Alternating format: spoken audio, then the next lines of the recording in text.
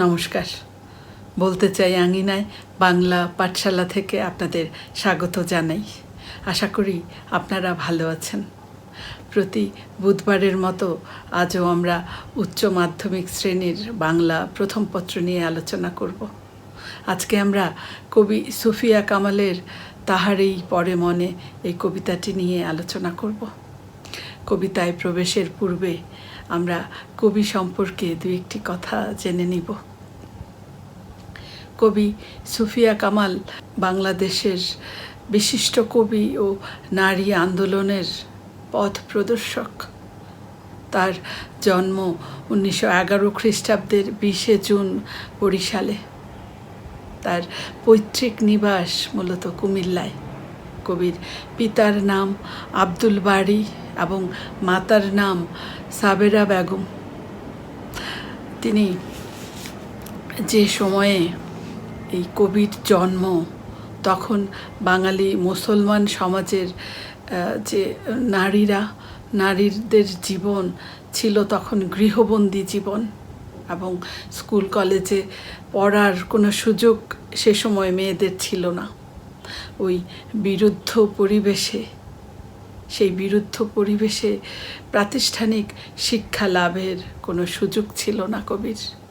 তিনি পারিবারিক নানা উত্থান পতনের মধ্যেও স্বশিক্ষায় শিক্ষিত হয়েছেন এবং পরবর্তীকালে এই সাহিত্য চর্চা ও নারী আন্দোলনে ব্রতী হয়ে তিনি শুধু কবি হিসেবেই স্মরণীয় হননি, তিনি জননী সম্ভাষণেও ভূষিত হয়েছিলেন।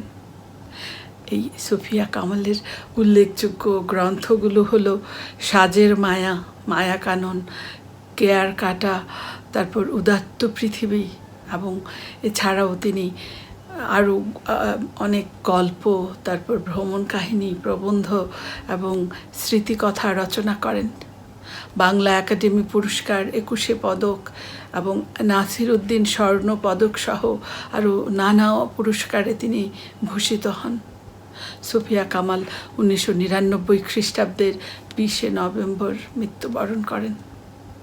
আমরা মূল কবিতায় প্রবেশ করছি। হে কবি, নীরব কেন? ফাগুন যে এসেছে ধরায়, বসন্তে বরিয়া তুমি লবে নাকি তব বন্ধনায়। কবি ভক্ত কবিকে বলছে যে, হে কবি, তুমি কেন চুপচাপ হয়ে আছো? পৃথিবীতে বসন্ত এসেছে, তুমি কি বসন্তকে বরণ করে নেবে না?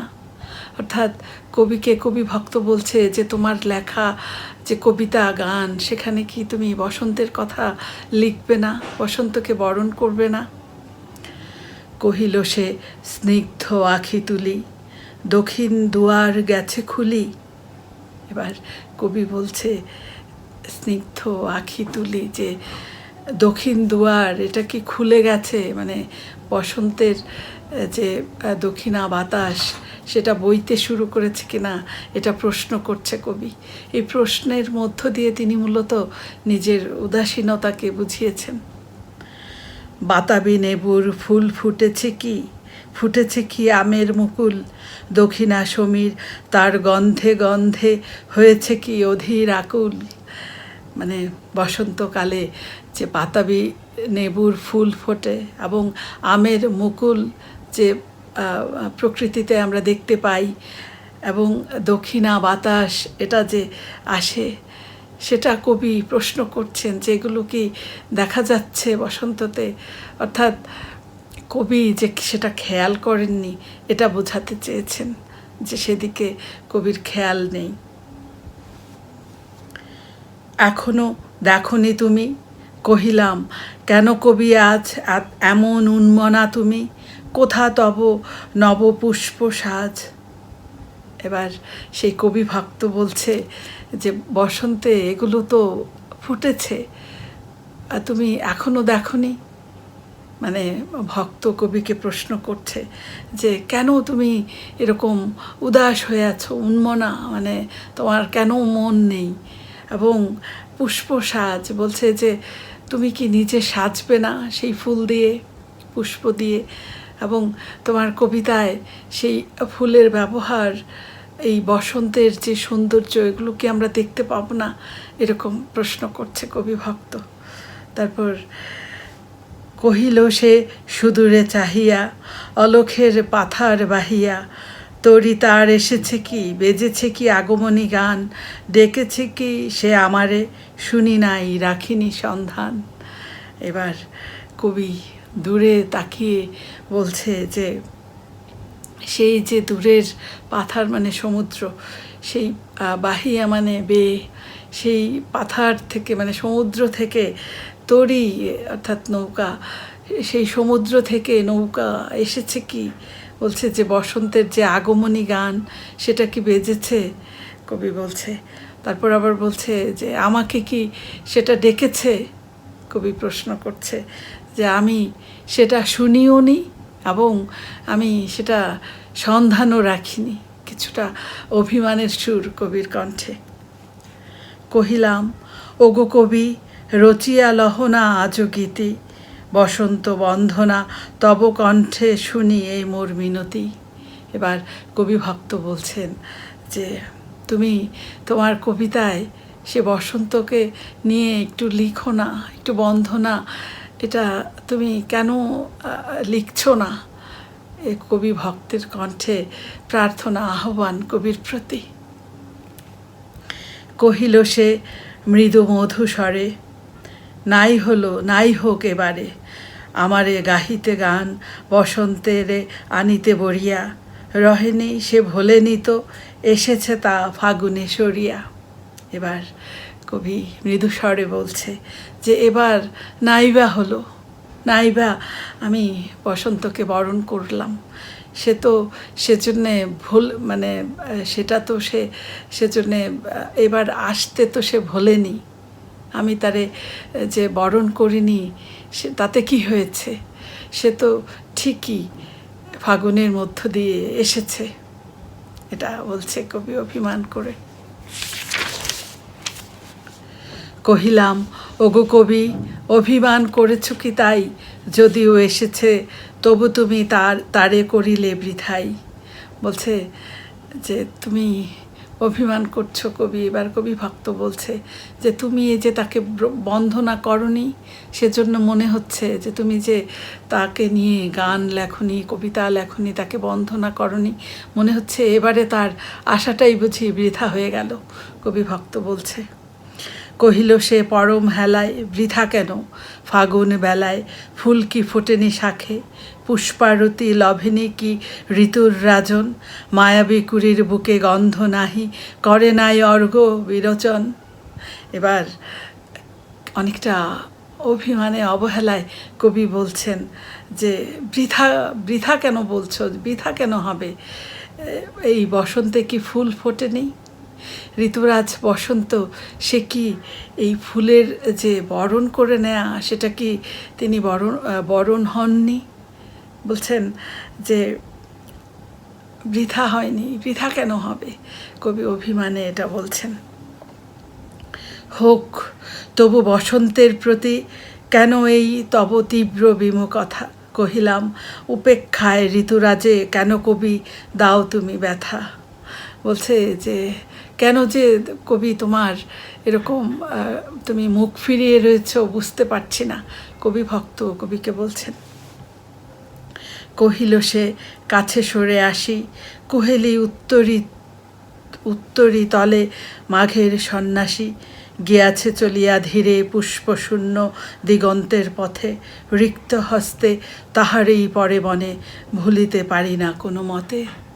এবার কবি বলছেন যে কুহেলি মানে কুয়াশা আর উত্তরি মানে চাদর। কবি মাঘের যে সময়টা সেটাকে মাঘের সন্ন্যাসী বলছেন এবং সেই কুয়াশার চাদরে ঢেকে বিদায় হচ্ছে এরকম বলছেন, যে সেই দিগন্তের পথে চলে যাচ্ছে এবং রিক্ত এই যে শীতকালে যে প্রকৃতি প্রকৃতির পাতা পাতা থাকে না, ফুল ঝরে পড়ে, রিক্ত হয়ে পড়ে প্রকৃতি, সেটাকে বুঝিয়েছেন। অর্থাৎ এই যে বসন্ত এসেছে প্রকৃতিতে, তবুও কবি সেই শীতের রিক্ততা তার মন জুড়ে রয়েছে।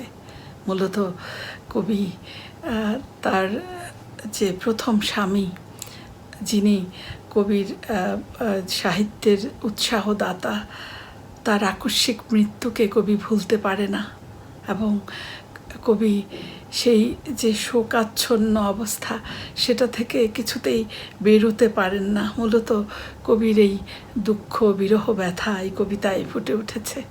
আমরা যদি এই পাঠ পরিচিতিটা একটু দেখি, তাহার এই পরে মনে কবিতাটি 1935 খ্রিস্টাব্দে মাসিক মোহাম্মদী পত্রিকায় প্রথম প্রকাশিত হয়। এই কবিতায় প্রকৃতি ও মানব মনের সম্পর্কের যে দিকটি, একটি গুরুত্বপূর্ণ যে দিক রয়েছে, সেটি ফুটে উঠেছে। সাধারণভাবে প্রকৃতির সৌন্দর্য, প্রকৃতির এই অপার সৌন্দর্য মানব মনের অফুরন্ত আনন্দের উৎস, এবং বসন্ত প্রকৃতির যে অপরূপ সৌন্দর্য, সেই অপরূপ সৌন্দর্য কবি মনে আনন্দের শিহরণ জাগাবে, এটাই ভক্ত যারা, কবি ভক্ত, তাদের কাছে স্বাভাবিকভাবে প্রত্যাশিত। কিন্তু কবি মন যদি কোনো কারণে বিষণ্ণ হয়ে থাকে, শোকাচ্ছন্ন হয়ে থাকে, তাহলে এই বসন্তের সৌন্দর্য যে কবি মনকে স্পর্শ করতে পারে না, আমরা সেটি এই কবিতায় দেখতে পেয়েছি। এই কবিতায় কবির ব্যক্তি জীবনের যে দুঃখময় ঘটনার ছায়াপাত আমরা সেটা দেখেছি, এবং তার সাহিত্য সাধনার যিনি প্রধান সহায়ক এবং উৎসাহদাতা, তার স্বামী সৈয়দ নেহাল হোসেন, যিনি মূলত 1932 খ্রিস্টাব্দে মারা যান, এবং ওনার আকস্মিক মৃত্যুতে কবি মন যে শোকে আচ্ছন্ন হয়ে যায়, এবং রিক্ততার হাহাকারে কবি মন একেবারে শূন্য হয়ে যায়। মূলত আমরা এই কবিতায় তার ব্যক্তি জীবন ও কাব্য সাধনায় প্রভাব পড়ে। এক দুঃসহ বিষণ্ণতা কবি মন আচ্ছন্ন হয়ে যায়, এবং কবি মন একেবারে রিক্ততার হাহাকারে ভরে ওঠে। আমরা এই তাহারই পরে মনে কবিতায় সেই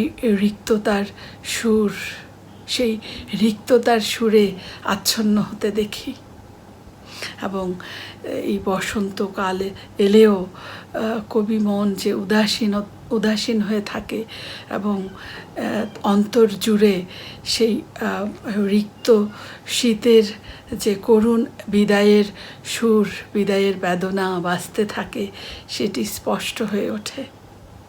কবিতায় আরেকটি বিষয় বিশেষভাবে লক্ষণীয়, সেটি হলো এর নাটকীয়তা, এবং গঠন রীতির দিক থেকে এটি মূলত সংলাপ নির্ভর, এবং এর আবেগময় যে ভাববস্তু, সেটা বিষণ্ণতার সুরে এবং যে সুললিত ছন্দে এতই মাধুর্যমণ্ডিত যে তা সহজেই পাঠকের হৃদয়, পাঠকের অন্তর ছুঁয়ে যায়।